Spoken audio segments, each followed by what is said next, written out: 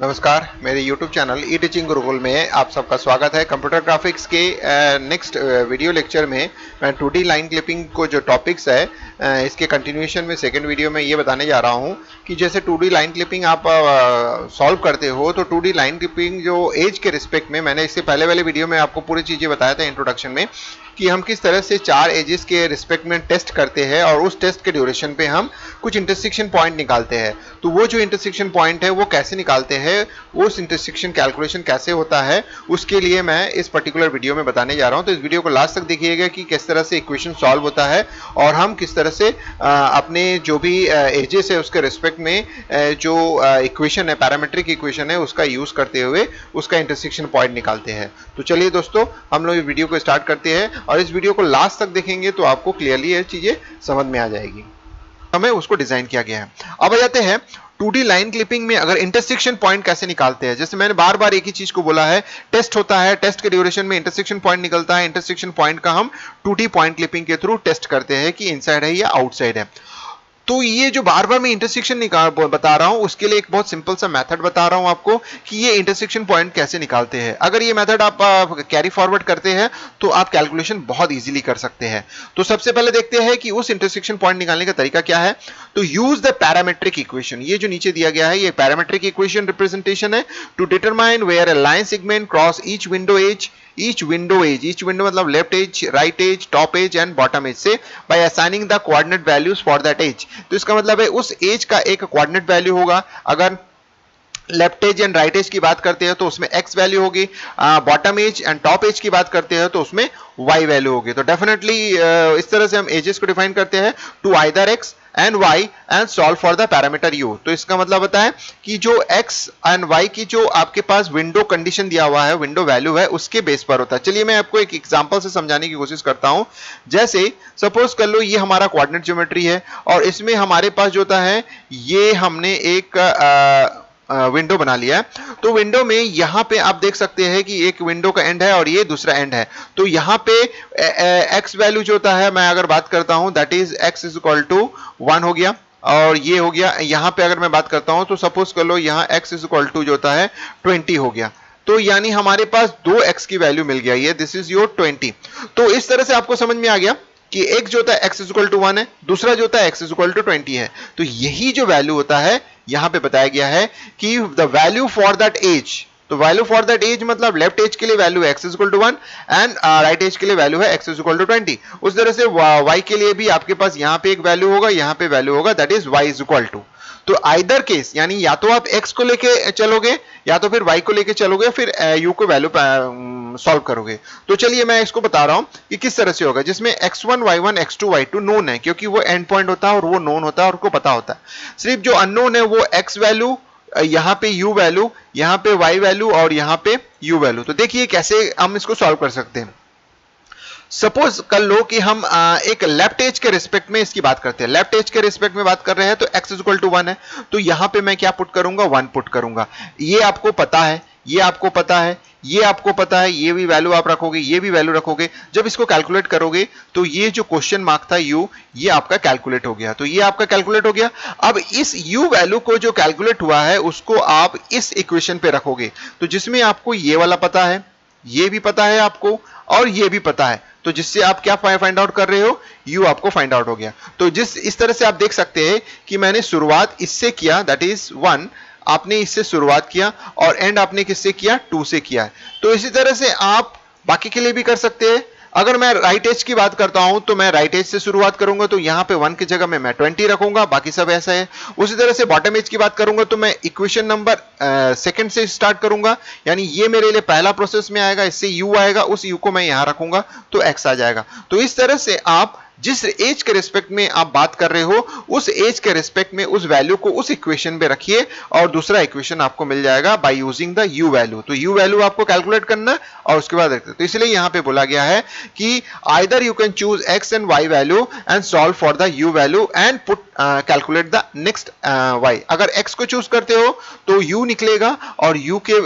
Put करने के बाद आपको y निकलेगा। तो if the value of u, तो अब जब u निकालोगे तो एक चीज हमेशा ऑब्जर्व करना है कि x के लेके चल रहे हैं और u निकला है, तो u को फर्दर हम प्रोसेस करेंगे कि नहीं। अगर उस u की वैल्यू 0 से 1 के बीच में आता है तो हम फर्दर प्रोसेस करेंगे, अगर नहीं आता है तो फिर हम नहीं करेंगे। क्यों? क्योंकि वो आउटसाइड द विंडो कहलाता है। तो इसीलिए जो भी u वैल्यू कैलकुलेट करेंगे वो हम चेक करेंगे कि वो 0 से 1 के बीच में आता है कि नहीं। नेक्स्ट मैं आपको एग्जांपल में समझाऊंगा कैसे होता है। So we can then process this inside portion of the line segment against other clipping boundaries। तो इसका मतलब है अगर कोई ऐसा लाइन दिया हुआ है तो उसका आप इस तरह से कैलकुलेशन कर सकते हैं। u की वैल्यू निकालेंगे एंड u की वैल्यू निकालने के बाद पहले चेक कर लेंगे कि u की value with in the range of 0 to 1 है कि नहीं। अगर नहीं है तो फर्दर कैलकुलेशन करके कोई फायदा नहीं है। तो यहाँ पे एक एग्जांपल दिया हुआ है जिसमें कि x की वैल्यू यानी x w मिनिमम एक कांस्टेंट है जिसकी वैल्यू 1 है और ये है। तो यानी यहाँ पे x इक्वल टू 1 है और यहाँ पे x इक्वल टू 5 है, यहाँ पे y इक्वल टू 1 है और यहाँ पे y इक्वल टू 4 है। यानी ये हमने लिया है। तो हम बात करते हैं, चलिए इसमें आपको पता चल रहा है कि ये जो दो एंड पॉइंट है लाइन का एंड पॉइंट है और आपको बाय ऑब्जर्वेशन से ये भी पता चल रहा है, कैलकुलेशन से नहीं ऑब्जर्वेशन से। आप चार टेस्ट करेंगे, चार टेस्ट मतलब लेफ्ट एज के साथ, राइट एज के साथ, टॉप एज के साथ एंड बॉटम एज के साथ, सारे के साथ अगर आप कैलकुलेशन करेंगे तो आपके पास देखेंगे कि जो भी इंटरसेक्शन पॉइंट निकला है यानी जो भी यू वैल्यू निकल रहा है, आप करके देखिए, मैं इसको करके बता रहा हूं आपके पास, बाकी तीनों एजेस के साथ आप यू वैल्यू निकाल के देखिए, किसी के साथ भी वो यू वैल्यू जो होता है वैलिड नहीं मिलेगा, यानी वो कहीं ना कहीं आपको वैल्यू ज्यादा मिलेगा। तो मैं आपको सीधे सीधे ऑब्जर्वेशन से बता रहा हूं कि ये राइट एज को क्रॉस कर रहा है, तो इसलिए x इक्वल टू 5 लेके मैं यहां पे स्टार्ट कर रहा हूं। तो यहां पे x w मैक्सिमम को लेके चल रहा हूं यानी x इक्वल टू 5। तो मैंने यहां पे क्या रखा, ये जो हमारे पास ये इक्वेशन है देख लीजिए, इसमें x0 और xn आप समझ में आ रहा होगा। x0 मतलब x1 है, xn मतलब x2 है। तो इस तरह से x1 x2 को x0 xn से रिप्रेजेंट किया गया, उस तरह से y के लिए रिप्रेजेंट किया गया। तो यहां पे मैंने x की वैल्यू 5 रख दिया, ये आपको नोन है, यहां पे दिया हुआ है 4, x0 4 दिया हुआ है, ये एक्स एंड जो होता है 7 दिया हुआ है, 7 माइनस 4। यहाँ पे u वैल्यू आपने कैलकुलेट किया, u वैल्यू आपको पता चल रहा है कि लेस देन 1 है, तो इसका मतलब है फर्दर कंसिडरेशन पे आएगा, कैलकुलेट कर सकते हैं। अब उसके बाद y की वैल्यू आपने इस तरह से दूसरे इक्वेशन में आपने रखा जिसमें u के बदले में 1/3 रखा, बाकी सब थे आपने y निकाल दिया। तो इस तरह से आपने ये कैलकुलेशन किया। इसी तरह से आप अब ट्राई करके देखिए, आप ट्राई करके देखिए लेफ्ट एज के साथ, ये है आपका लेफ्ट एज। तो आपको क्या करना है कि x इज इक्वल टू जो आपके पास है उसको आप यूज करेंगे, यानी x इज इक्वल टू, अब आप 1 रख के देखिए। जब आप x इज इक्वल टू 1 रखेंगे यहां पे, आप देखिए जब मैं यहां पे रखता हूं तो सीधी सीधी बात है कि यहां पे मैं 1 रख रहा हूं। तो देखिए ये 5 की जगह क्या रखना है, मेरे को 1 रखना है। तो राइट हैंड साइड में जो भी चीजें है, यहां पे आपको 3 आ रहा है, यहां पे आपको 4 आ रहा है, ये 4 जब यहां पे आएगा तो -3 हो जाएगा। -3 तो इसका मतलब होता है कि पूरे वैल्यू में माइनस आएगा, डेफिनेटली -1/3 आएगा। तो -1/3 आ रहा है तो इसका मतलब होता है कि u की वैल्यू लेस देन 0 है, तो वो एक्सेप्ट नहीं होगा। तो इसका मतलब है कि ये लाइन भले ही लेफ्ट एज को क्रॉस कर रहा है बट वो वैलिड क्रॉस नहीं कर रहा है, क्योंकि वो एक्सटेंडेड वर्जन जो होता है वो कहीं ना कहीं जाके लेफ्ट एज को क्रॉस कर रहा है। तो देखिए एक्सटेंडेड वर्जन लेफ्ट एज को क्रॉस कर रहा है, तो जो कि वैलिड नहीं है। क्यों? क्योंकि वो जो स्टार्ट पॉइंट है उसके बिहाइंड है, यानी उसके पीछे है। तो इसीलिए आपको पता कैसे चला, यहाँ पे जो इसका नेगेटिव वैल्यू आया उसके वजह से पता चला।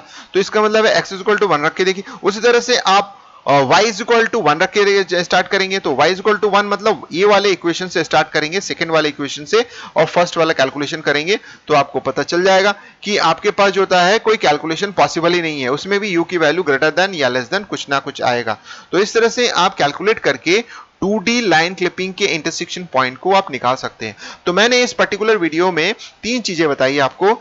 2D पॉइंट क्लिपिंग क्या होता है, उन 2D पॉइंट क्लिपिंग को जब मैं 2D लाइन क्लिपिंग में अप्लाई करता हूं तो उनके डिफरेंट कंडीशंस हमारे पास सामने आते हैं, जिसको हमने as a constraint thumb rule मान के चल रहे हैं कि उसी चीज को अप्लाई करके डिफरेंट जो ऑथर्स है वो अलग अलग तरीके के एल्गोरिथम डिजाइन किए हैं। और तीसरा मैंने आपको बताया है इंटरसेक्शन।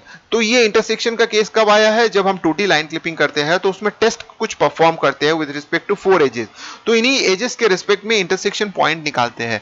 तो इन्हीं इंटरसेक्शन पॉइंट को निकालने का तरीका मैंने इस पर्टिकुलर वीडियो को बताया है कि किस तरह से इंटरसेक्शन पॉइंट में, यानी पैरामीट्रिक इक्वेशन अगर आप यूज करते हो तो बहुत ईजी एंड फास्ट वे में आप कैलकुलेशन कर सकते हैं। तो नेक्स्ट वीडियो में मैं आपको अच्छे से बताऊंगा कि डिफरेंट कंडीशंस जो एल्गोरिथम है उसके रिस्पेक्ट में हम क्लिपिंग कैसे परफॉर्म करेंगे और intersection point by using parametric equation कैसे सॉल्व करेंगे। तो चलिए दोस्तों, इस वीडियो को लास्ट तक देखने के लिए धन्यवाद। अगर ये वीडियो आपको अच्छा लगा तो लाइक कीजिएगा, शेयर कीजिएगा और सब्सक्राइब करना नहीं भूलिएगा। और अगर कोई ऐसे है जो इसके बारे में और जानना चाहते हैं तो उनको भी आप ज़्यादा से ज़्यादा शेयर कीजिएगा। तो वंस अगेन दोस्तों, लास्ट तक इस वीडियो देखने के लिए धन्यवाद।